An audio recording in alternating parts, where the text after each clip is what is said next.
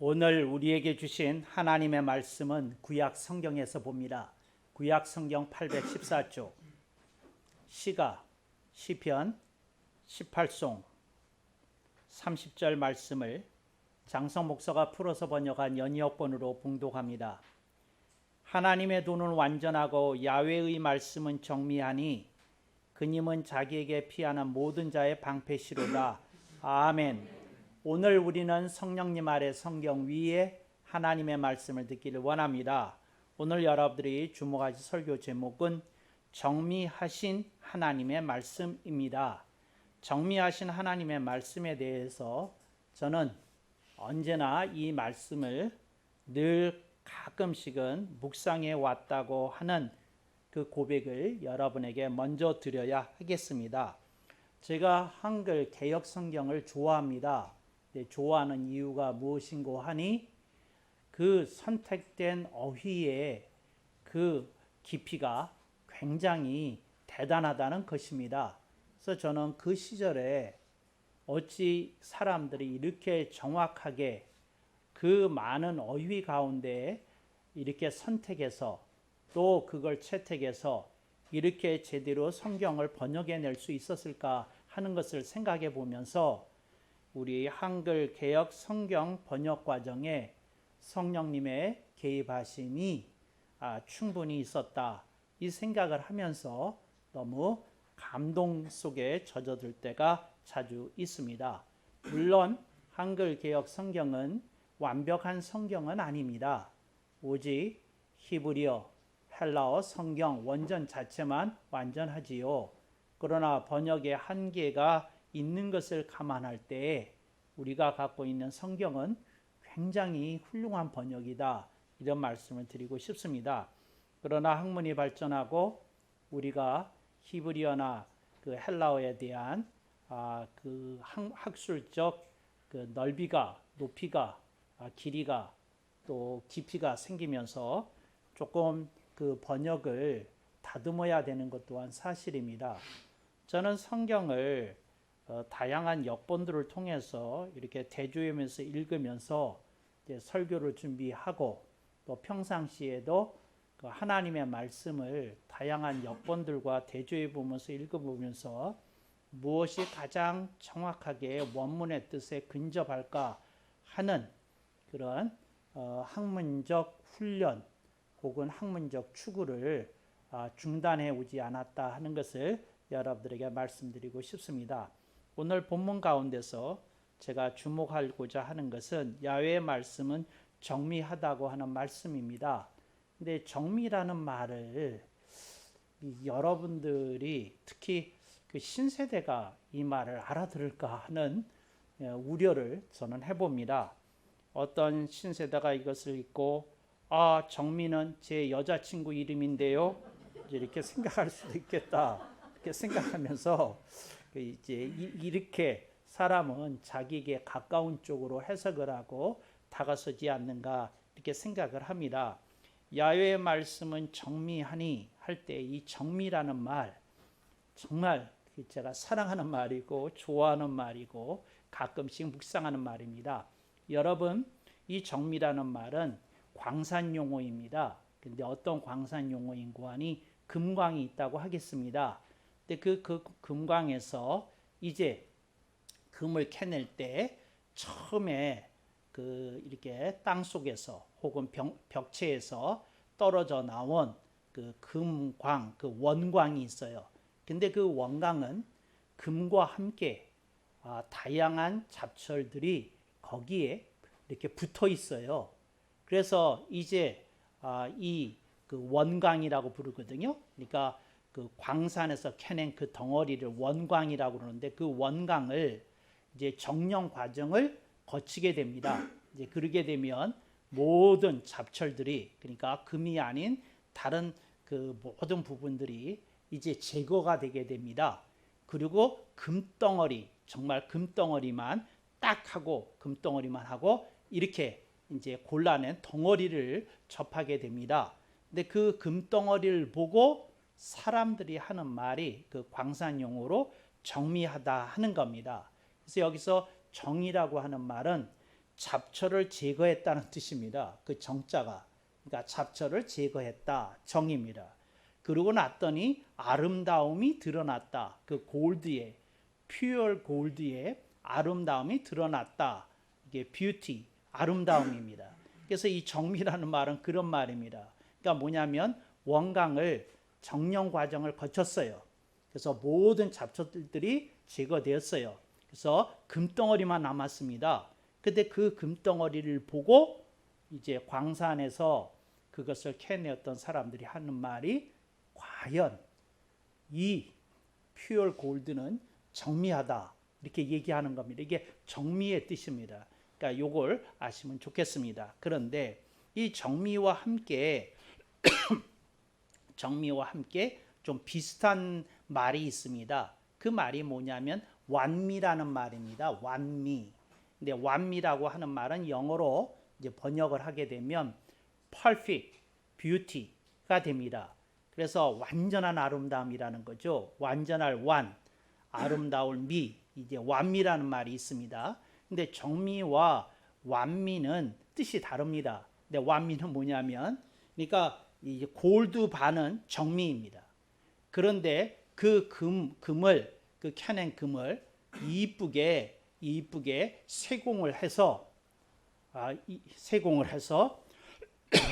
임금님이 쓰는 왕이 쓰는 그 왕관에다가 가장 이쁜 형태로 그 제조가 된 그 금을 이렇게 이제 박아 놓게 되면 그것을 보고 그 왕관을 보고 뭐라고 그러냐? 완미하다 이렇게 얘기하는 겁니다. 그래서 여러분 정미하다고 하는 말은 아직 어디까지는 안 간 겁니까? 이제 이거 금덩어리로 있는 겁니다. 골드 바로 있는 겁니다. 어디까지는 아직 안 갔습니까? 그 왕의 왕관에 박힌 그 금이 되지는 아직 않은 상태입니다. 그래서 오늘 본문에 있는 말씀은 야의 말씀은 정미하니 하는 말입니다. 그러니까 하나님의 말씀은 군더더기가 하나도 없다는 거죠. 잡티가 하나도 없다는 거죠. 그 이물질이 하나도 없다는 거죠. 깨끗하고 순수하고 순결한 상태 그대로 있는 것이다. 하나님의 말씀은 이렇게 얘기를 하고 있는 중입니다. 이게 뭐라고요? 이게 정미의 뜻입니다. 저는 정미를 생각하면 세 가지 정미가 생각이 납니다. 여러분 이렇게 용서하고 들어주시기 바랍니다. 그러니까 제가 정미를 좀 생각을 해보면서 제 경우 어떤 것이 정미하다고 좀 느끼는 경우였는가 하는 것을 생각해 봤어요. 첫 번째는 광산적 정미는 제가 조금 전에 제가 설명을 드린 겁니다. 두 번째 정미는 법정적 정미가 있습니다. 법정적 정미라는 건 뭐냐면 어떤 피의자를 놓고 변호사와 검사 간에 치열한 공방이 오고 갑니다. 그런데 둘 다 무엇을 가지고 싸웁니까? 사실을 가지고. 무엇을 가지고 또 그렇게 싸웁니까? 법리를 가지고. 그래서 그 법률의 해석과 그다음에 그 실제로 일어났던 사실과 또 그것에 대한 종합적인 해석을 통해서 검사는 피의자가 유죄하다고 얘기를 하고 그다음에 그 변호사는 피의자가 무죄하다고 공방을 벌이게 됩니다. 그런데 그 아주 수준 높은 검사하고 아주 수준 높은 변호사가 만나서 법정에서 공방을 벌이게 되면 이게 굉장히 세련되고 깊이 있는 언어들입니다. 근데 그걸 보고 저는 생각하기를 참으로 정미하다 그렇습니다. 그러니까 무슨 말이냐면 법정에서 변호사와 검사가 치열하게 치고받을 때 저는 이것의 가장 대표적인 케이스로 O.J. 심슨 그 케이스를 생각하거든요. 근데 O.J. 심슨 그 케이스를 가지고 법정에 공방이 벌어졌을 때 LA에서 가장 강력한 검사팀이 O.J. 심슨 케이스를 맡았고 그 다음에 O.J. 심슨은 자기가 갖고 있는 재력을 활용해서 자기가 이렇게 그 영입할 수 있는 최고의 변호인단을 구성했거든요. 그래서 그 둘이 법정에서 치열하게 공방을 벌이는데 이걸 이제 세기의 재판이라고 그러는데 저는 그 OJ가 대학에서 그 LA에 있는 USC 대학에서 아주 그 전설적인 선수였거든요. 그래서 그런 거를 보고 제가 컸기 때문에 OJ에 대한 그 흠모하는 마음, 좋아하는 마음이 이제 있었는데 그런 사건이 벌어졌다니까 이게 도대체 어찌 된 일인가 해서 주의 깊게 그 재판 과정을 모니터했던 적이 있습니다. 근데 그때 변호사들이 하는 말 한마디 한마디, 검사들이 하는 말 한마디 한마디가 굉장히 정밀하더라고요. 그러니까 한치의 틈도 상대방에게 허락하지 않으면서 그리고 자기가 목적한 바, 목표로 한 바를 위해서 이렇게 가공이 된 그 아주 세련된 언어들을 이렇게 구사하는 걸 보면서 이거 설교자로서 정신 차려야 되겠다. 이거 설교자로서 조금 공부를 게을리하면 저런 검사나 저런 변호사가 앉아서 우리 교회에서 장성 목사의 설교를 들으면 어떻게 생각할까 하는 생각이 나면서 저는 그 모든 걸 제 사역하고 대입을 시켜서 생각을 하니까 등에서 땀이 나더라고요. 뭐라 났냐면 내 언어도 저렇게 정리할 수 있으면 좋겠다. 이제 이게 제가 생각했던 두 번째 정미입니다. 그러니까 광산적 정미가 있고 법정적 정미가 있습니다. 제가 생각했던 세 번째 정미는 뭐냐면 수학적 정미입니다. 어떤 문제 앞에서 굉장히 난제라 수많은 수학자들이 골머리를 앓아왔어요. 어떤 문제는 100년씩이나 또 이렇게 골머리를 앓아왔던 문제들이 있습니다. 근데 그때 나중에 그 골머리를 앓았던 난제가 그 해결이 되었어요. 그래서 칠판 가득이 한 10m 되는 칠판 가득이 그 방정식을 써내려가면서 설명을 하는데 그래 칠판을 거의 다 치우더라고요. 그리고 마지막에 그럼으로 하면서 정답을 제시하고 이제 식이 맞는지 안 맞는지를 다시 정답으로부터 시작해서 돌아가면서 이렇게 일반인에게 설명을 해주는 어떤 그 방정식에 대한 얘기를 제가 봤을 때, 수학의 그 언어가 이렇게 아름다울 수 있구나. 그래서 방정식이 가득히 써 있는데 저는 그걸 보면서 아주 감동을 받았던 그런 생각이 있습니다. 그러니까 한마디로 일목요연해요. 군더더기 하나도 없어요. 빠져야 될 방정식 하나도 없이 다 들어가 있어요. 그리고 착착 연결이 됐어요. 그랬는데 앞으로 봐도 맞고 뒤로 봐도 맞고 이거 맞아요. 그러니까 그걸 보면서 수학적 정밀이라는 게 대단한 거다. 그런 생각을 했습니다. 그러면서 제가 생각하기를 이런 정밀함이 있었으면 좋겠다. 제가 늘 이렇게 생각하는 거죠. 그래서 여러분들이 잘 아시잖아요. 제가 얼마나 수학적 정밀함을 좋아하는지. 제가 세계에서 아마 그 시 속에 번호를 가장 많이 집어넣는 시인이 아닐까 그렇게 생각합니다. 그러니까 여러분들이 제 시를 보시게 되면 가끔씩 마음에 걸릴 거예요. 이게 시 맞아? 그러기에는 너무 수학의 방정식처럼 이거 돼 있는 거 아니야? 뭐 이렇게 생각하실 분들 있을 겁니다. 그대는 서정시 애호가로 제가 이해하겠습니다.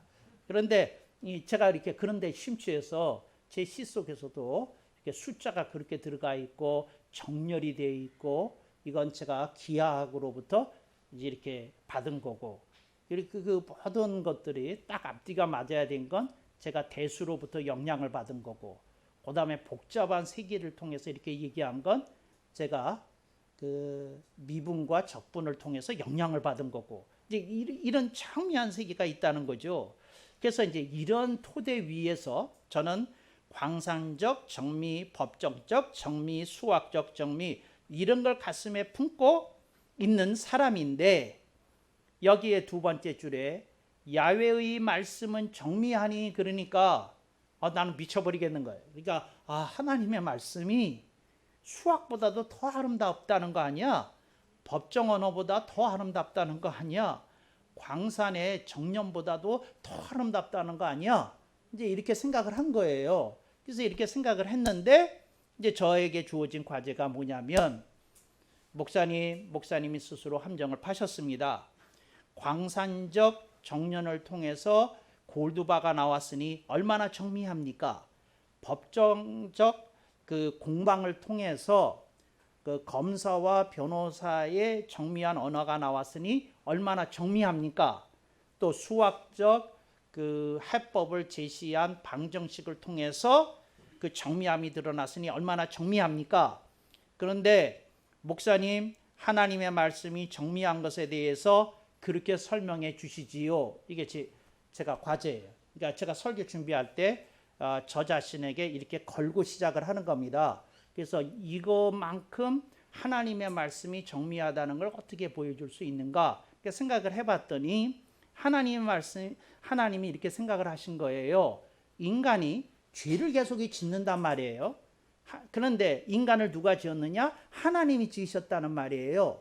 근데 하나님이 이제 수학적으로 생각을 해봤을 때 혹은 법정적으로 생각을 해봤을 때 하나님이 조금 그 양쪽 면에서 생각하는 거예요. 잡아요. 하나님이 인간을 창조하셨어요. 그래서 인간이 죄를 지어요.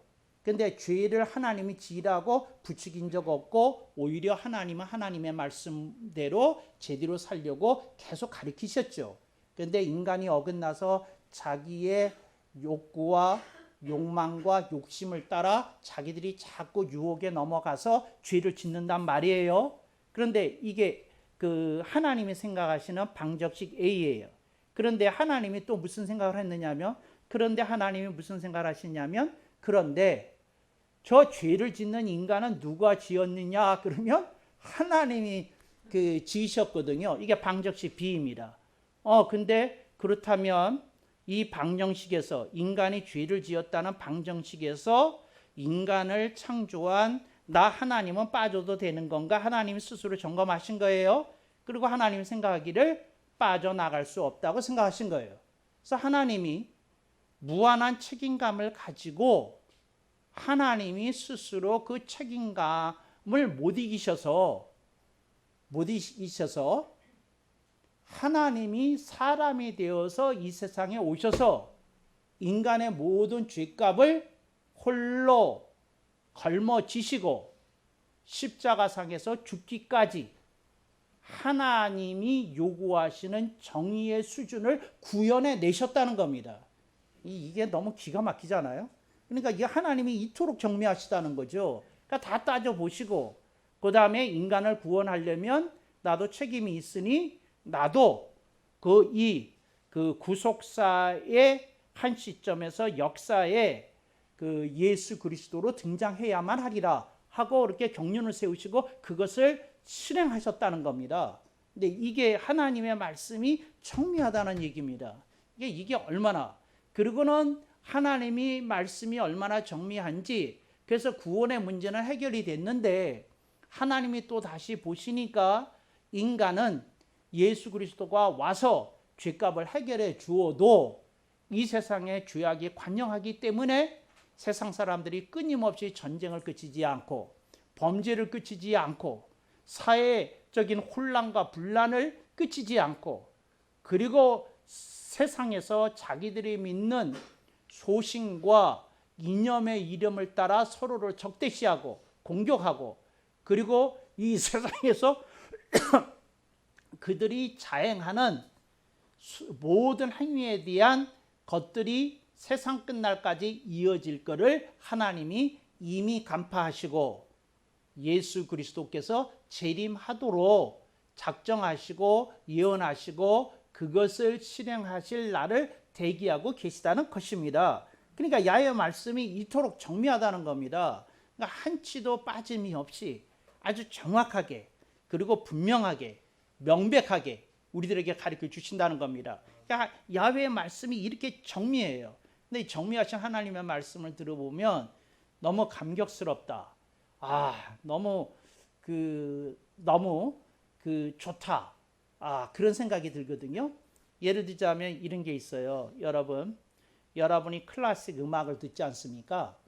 그런데 저는 그 신학교에 있을 때 뭐를 들었느냐면 클래식 음악을 듣는 법에 대해서 한 학기 강의를 들었어요. 근데 클래식 음악을 듣는 건데 제가 왜 들었느냐면 음악 교수가 한 번은 이런 얘기를 했어요. 무슨 얘기를 했느냐면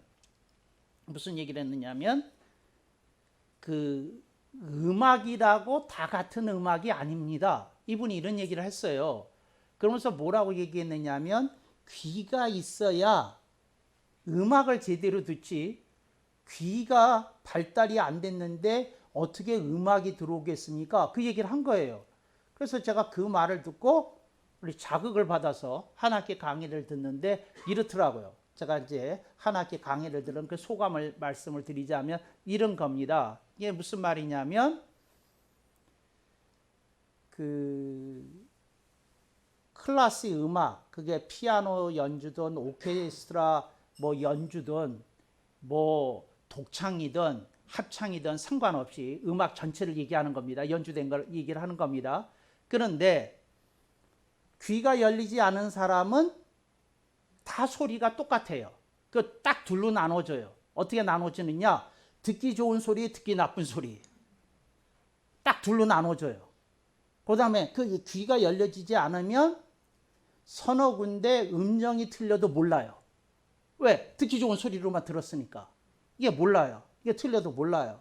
또 하나, 곡을 연구하지 않으면 이 사람이 이 곡을 자기 나름대로 해석한 부분이 있어서 이렇게 부르는 거 하는 걸 몰라요.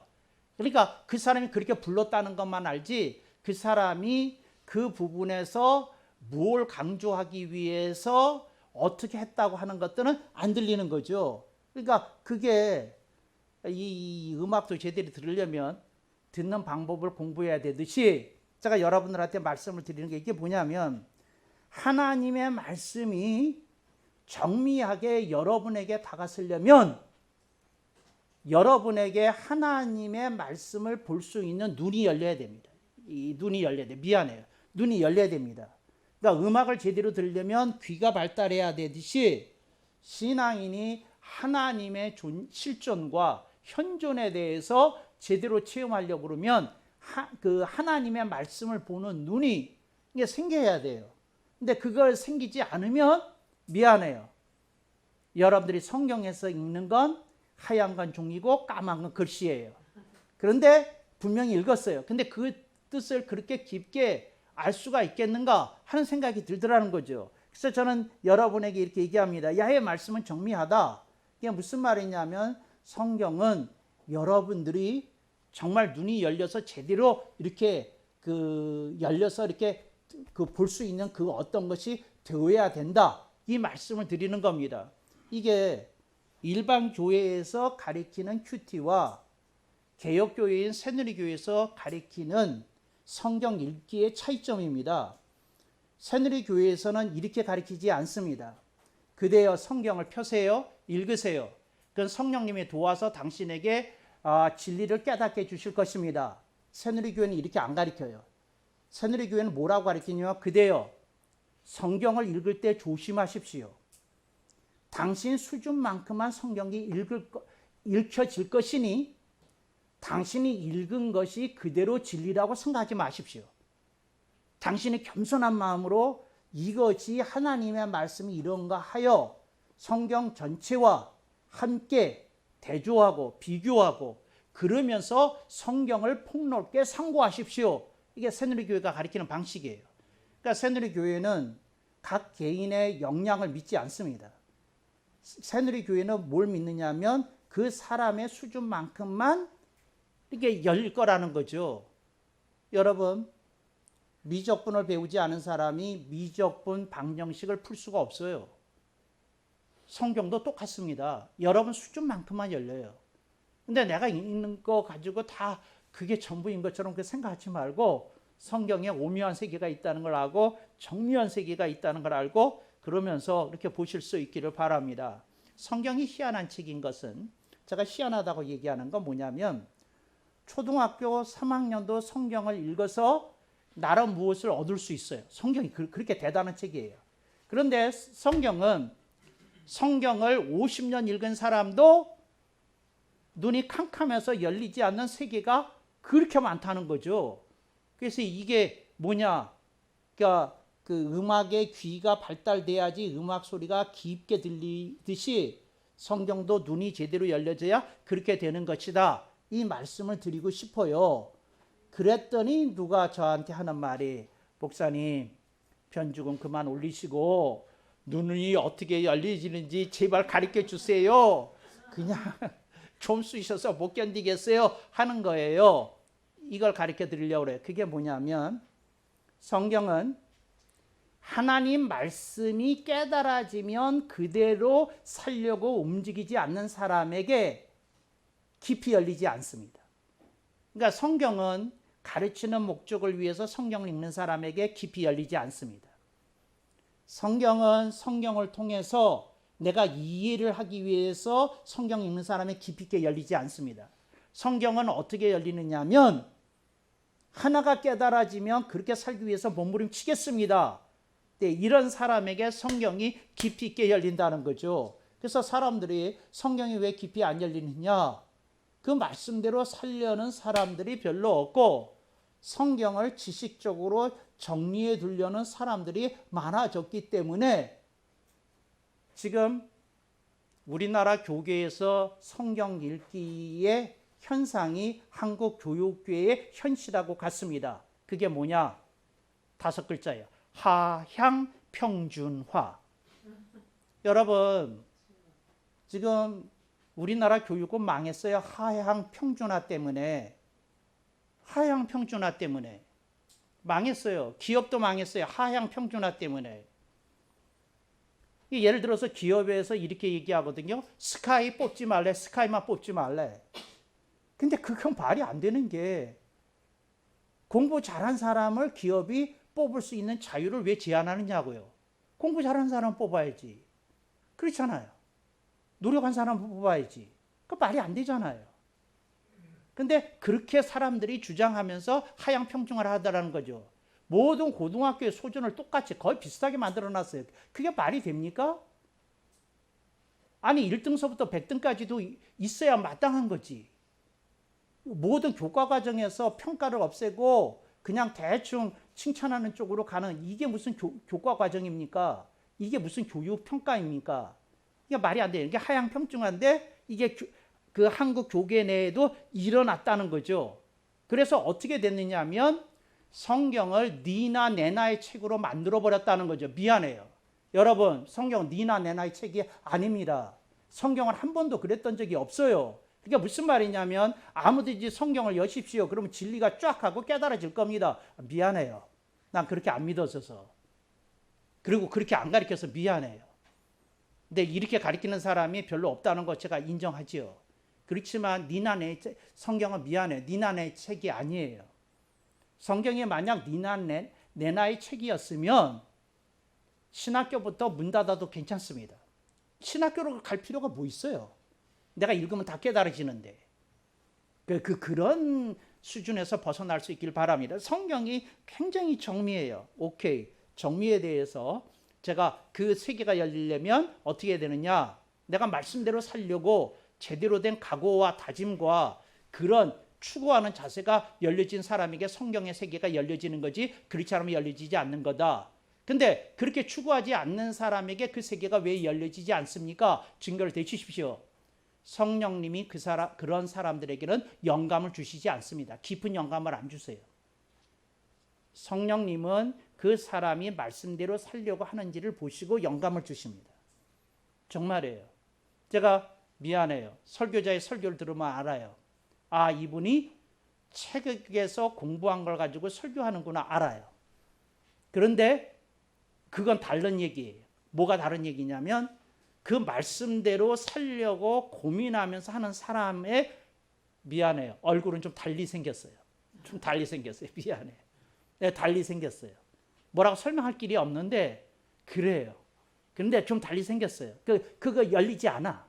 여러분들이 그래야 되는 거예요. 또 하나, 야훼의 말씀은 정리하다고 하는 말씀이 무엇을 의미하는지에 대해서 좀 가르쳐 주려고 하고 싶어요. 그 정리하다고 하는 말은 뭐냐면, 하나님은 군더더기를 싫어하신다는 거예요. 군더더기를. 아까 조금 전에 얘기했잖아요. 퓨어 골드바. 거기 퓨어 골드바 그 순금이라고 하는 그 골드바 이렇게 사게 되면 거기에 찍혀 있어요. 뭐라고? 순도 99.999 이렇게 찍혀 있어요. 그렇게 정년했는데도 혹시 뭐 0.0001이 뭐가 들어갔는지는 모르겠지만 하여튼 순도 그 정도라는 거죠. 그게 순도가 거기 적혀 있어요. 그러니까 하나님의 말씀이 그 정밀하다는 건 군더더기가 없다는 거거든요. 군더더기가 없다는 건 무슨 말이냐면 변명이 없다는 거예요. 제가요 죄를 지은 거는요 그래서 그랬어요. 그런 게 없다는 거예요. 변명이 없다는 거예요. 자기 합리가 없다는 거예요. 또 인간이기 때문에 죄도 뭐 좀 질 수 있는 거 아니에요. 이딴 헛소리가 없다는 거예요. 이게 정밀한 거예요. 하나님 말씀 군더더기가 없어요. 내가 죄인이든지 아니든지 딱 심플해. 뭐 그렇잖아요. 그러니까 법정 공방은 별도로 내가 그 죄를 지었든지 안 지었든지 사실은 둘 중에 하나밖에 없는 거지 뭘. 거기에 대해서 무슨 할 말이 있겠어요. 근데 거기에다가 나는 이러므로 그 죄가 별로 없는 것으로 생각한다. 이건 본인이 자기 변명이고 자기 합리화다. 근데 그런 군더더기가 없다는 거죠. 그게 순도인 거예요. 또 하나, 하나님의 말씀이 정밀하다고 하는 말씀은 무엇이냐면 우리들의 양심과 양식을 지켜준다는 거예요. 그 깨끗하게 해준다는 거예요. 여러분 이거 아십니까? 예. 바늘 도둑은 바늘만 훔쳐도 양심이 떨리는 사람이에요. 이게 바늘 도둑이에요. 소도둑은 소 정도를 훔쳐야지 양심이 떨리는 사람이에요. 그런데 하나님이 원하시는 것은 뭐예요? 에? 하나님이 원하시는 건 뭐예요? 바늘 도둑이야. 이게 무슨 말이냐면 우리가 바늘 도둑과 같은 양심을 가져야 돼요. 바늘 도둑과 같은. 바늘 도둑과 같은. 정말이에요. 여러분 바늘 도둑과 같은 양심을 이 말을 또 바늘 도둑이 되라는 말로는 또 해석하지 마세요. 내가 하는 말은 지극히 작은 일에 잘못했어도 그것 때문에 양심이 떨리고 그런 사람이 정상이다. 그 얘기를 하는 거예요. 하나님 보시기에. 근데 정리하지 않은 사람은 소 정도 훔쳐야지 얘기가 되더라는 거죠. 지금 우리나라에서는 몇 천억 해먹고도 뻔뻔한 사람들이 많이 있어요. 근데 그 사람들은 뭘 우리에게 보여주는 겁니까? 저들이 정밀하지 않다는 걸 보여주는 거죠. 그러니까 우리들이 정밀함을 좀 가지고 그렇게 살 수 있었으면 좋겠다. 이런 생각이 드는 거예요. 그랬을 때에 세상에서 나오는 한 소리를 여러분에게 제시하고 거기에 대해서 반박하고 말씀을 마무리하겠습니다. 세상에 사는 사람들이 이렇게 얘기합니다. 인간인데 어떻게 그렇게 살 수 있나요? 하고 누가 물었어요. 근데 그 사람한테 제가 하는 말은 이래요. 당신이 마시는 물에 먹물 한 방울 떨어뜨리면 순도 99%는 물이에요. 근데 1%는 먹물이에요. 마실 수 있어요? 없어요? 못 마셔. 못 마셔. 그런 얘기 하지 말라고. 못 마셔. 근데 그런 얘기를 하면 안 되는 거예요. 아름다운 음식이 있어. 거기에 똥 조금이 떨어졌어. 똥물이 떨어졌어. 그 음식 드시겠어요? 그 얘기 하지 말아요. 당신 안 들을 거예요. 그거 즉각적으로 갖다가 버릴 거예요. 내어 버릴 거예요. 왜? 그건 아니니까. 바로 그것이 하나님께서 우리들에게 말씀하시는 정미의 뜻이에요. 그렇잖아요? 여러분 어떤 사람이 새로 산 입은 옷을 입었어요. 그랬는데 어디 잘못 앉아가지고 엉덩이 쪽에 얼룩이 생겼어요. 그러면 이 옷이 350만 원짜리인데 그러고 입고 나갑니까? 그렇지 않으면 그 얼룩이 신경 쓰여서 조금 그 가격은 덜해도 다른 옷으로 갈아입겠습니까? 다른 옷으로 갈아입어. 무슨 얘기야? 순도, 여러분들이 그 순도 있는 그 하나님의 말씀의 그 정밀함에 대해서 이렇게 생각하면서 자부심을 가져야 됩니다. 그런 얘기 하지 말아요. 당신이 그거 먹지도 않아, 입지도 않아. 그와 마찬가지로 하나님도 그러하시다는 걸 우리들에게 가르쳐주고 이렇게 우리들에게 격려하시더라는 거죠. 어떤 목사님이 부부싸움을 하고 단상에 올라갔대요. 올라갔는데 그날따라 그 설교의 내용이 뭐 화평하라, 피스메이킹에 관한 설교였대요. 그랬는데 아들이 맨 앞에 줄에 앉아서 그날따라 앞줄에 앉아서 설교를 듣고 있었대요. 그런데 이 초등학교 5학년짜리가 딱 등구된 다음에 들은 다음에 그 아빠가 그 이제 교회 그 본당 입구에 서서 이제 교인들하고 악수하고 인사하는 그 자리에 갔을 때 그 아들이 따라가면서 이렇게 물었다는 거예요. 뭐라고 물으냐면 아빠는 하고 물었다는 거예요. 그게 뭐냐면 아빠는 설교는 잘하는데 아빠 그렇게 살았어요? 그 하고 물었다는 거예요. 그래서 아빠가 이렇게 얘기했대. 사람은 그렇게 다 못 산단다. 예수님 그렇게 살지만 그랬는데 그 아들이 아빠의 손을 잡아 끌고 이쪽으로 가서 이런 얘기를 하더라는 겁니다. 아, 난 그 얘기를 하는 게 아니고 나는 아빠가 이 말 하는 걸 기대했어. 그게 뭔 소린데? 여러분 사실은요. 제가 어저께도 우리 와이프랑 부부싸움 했어요.